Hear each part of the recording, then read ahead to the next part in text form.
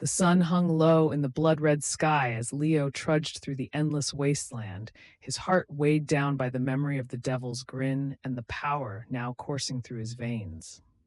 Dust and ash swirled around him, the lifeless remnants of a once thriving world. His thoughts were consumed with survival and the nagging question, why me? Leo had barely rested since his resurrection. His newfound powers gave him an edge in this desolate world, but they also drew attention.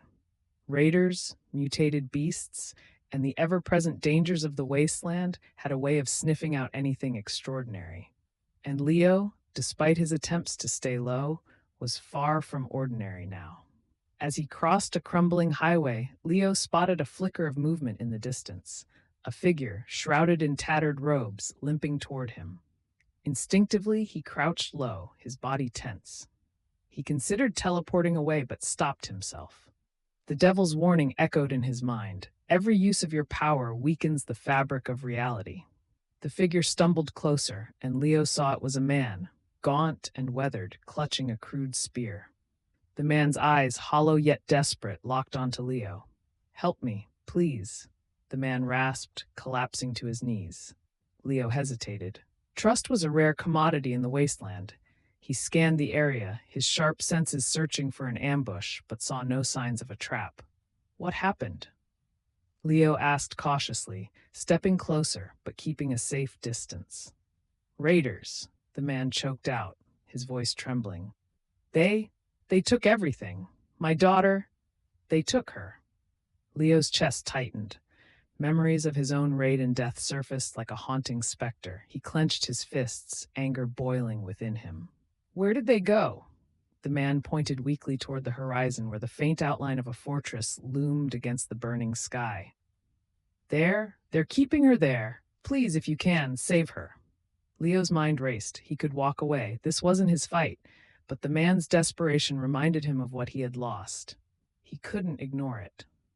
"All right," Leo said, his voice firm. "Stay here. I'll bring her back." The man's eyes widened in gratitude. "Thank you. Thank you." As Leo approached the fortress, he carefully observed the patrols guarding its rusted walls. The raiders were heavily armed, and their laughter echoed like a cruel taunt. There was no way to sneak in unnoticed. He would have to rely on his powers. Taking a deep breath, he closed his eyes, focusing on the space around him. He felt the energy hum within him, like a current waiting to be unleashed. With a sharp exhale, he teleported past the outer wall, appearing silently in the shadows of the fortress. Inside, the stench of sweat and decay assaulted his senses. He moved quickly, his footsteps light. He found the girl in a makeshift cage, her small frame trembling as she clutched a tattered doll. A guard stood nearby, his back turned. Leo raised his hand, summoning a distortion of space-time around him. With a flick of his wrist, the distortion expanded, pulling the guard into its vortex. The man screamed as the energy imploded, leaving nothing behind. The girl gasped, her eyes wide with fear. Who are you?" "I'm here to help," Leo whispered. He shattered the cage lock with a pulse of energy. "Stay close to me." As they moved through the fortress, an alarm blared. The raiders had discovered them. Leo grabbed the girl's hand, his mind racing. He could teleport them out, but the strain of taking another person might tear at the fragile threads of reality. The raiders stormed toward them, their weapons raised. Leo didn't have a choice. He focused again, channeling the power within. The world blurred as they vanished, reappearing miles away in a flash of light.